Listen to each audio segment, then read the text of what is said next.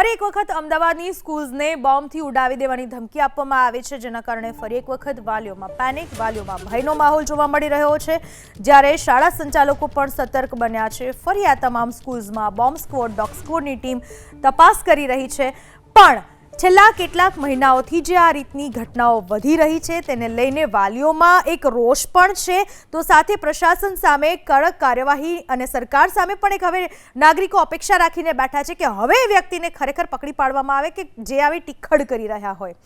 આ વિશે વધુ માહિતી આપવા આપણી સાથે જોડાઈ ચૂક્યા છે મારા સંવાદદાતા રાજલ બારોટ। રાજલ, આ કોઈ પહેલી વારની ઘટના નથી, ઘણી વખત છેલ્લા મહિનાઓમાં આ પ્રકારની ધમકી મળી રહી છે અને આ આડોડિયાને પકડવા હવે જરૂરી બન્યા છે। એકાદ આડોડિયો પકડાયો છે, પણ હજુ ખબર નહીં આવા કેટલા લોકો છે જે લોકોને પેનિકમાં નાખી રહ્યા છે। શું વધુ માહિતી આખી ઘટનાને લઈને? પૂનમ, સૌથી પહેલાં તો ગુજરાતના વિધાનસભામાં બોમ્બથી ઉડાવી દેવાની ધમકી મળી અને ત્યારબાદ અમદાવાદની 5 જેટલી સ્કૂલોમાં પણ બોમ્બથી ઉડાવી દેવાની ધમકી મળી છે। છેલ્લા 2 મહિનામાં 4 વખત સ્કૂલને બોમ્બથી ઉડાવી દેવાની ધમકી મળી છે, જેમાં આનંદ નિકેતન સ્કૂલને પણ બોમ્બથી ઉડાવી દેવાની ધમકી મળી હતી। અત્યારે અમે લોકો આનંદ નિકેતન સ્કૂલમાં છે, જોકે બોર્ડની પરીક્ષાનો છેલ્લો દિવસ છે અને સ્કૂલને આ રીતની ધમકી મળી રહી છે। 12 આર્ટ્સનું આજે ઇતિહાસનું પેપર અને ધોરણ 10નું સામાજિક વિજ્ઞાનનું જે પેપર છે તે ચાલી રહ્યું છે।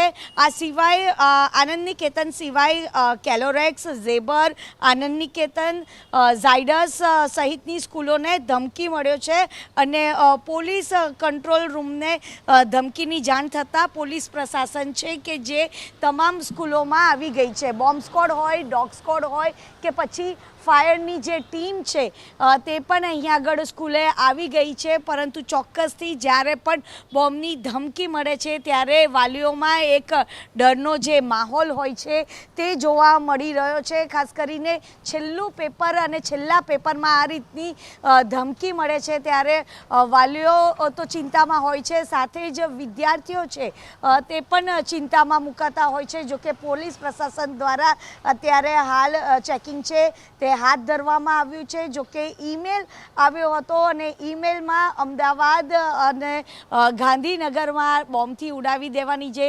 ધમકીઓ મળી છે, અવારનવાર આ રીતની ધમકી આવે છે ત્યારે લોકોમાં ચોક્કસથી એક ડરનો જે માહોલ હોય છે તે જોવા મળતો હોય છે। વાલીઓ પણ ડરી જતા હોય છે પોતાના બાળકને સ્કૂલમાં મોકલવા માટે, કારણ કે અનેક વખત આ રીતની ધમકી મળતી હોય છે। જોકે સાયબર અપરાધીઓ આવા મેલ કેવી રીતે મોકલે છે તેની જે તપાસ છે તે હાલ ધરવામાં આવી છે, પરંતુ જેના કારણે ખાસ કરીને સ્કૂલ સંચાલકો હોય કે પછી વાલીઓ હોય એ તમામ લોકોમાં એક ડર અને એક ભયનો જે માહોલ છે તે જોવા મળે છે। જોકે 2 મહિનામાં આ 4થી વખત ધમકી મળી છે। આ પહેલી જે ધમકી મળી હતી તે 17 ડિસેમ્બરે મળી હતી અને ત્યારે પણ અમદાવાદની અનેક સ્કૂલોને ઉડાવી દેવાની ધમકી મળી હતી। 23 જાન્યુઆરીએ અમદાવાદની 16 જેટલી સ્કૂલોને ઉડાવી દેવાની ધમકી મળી હતી।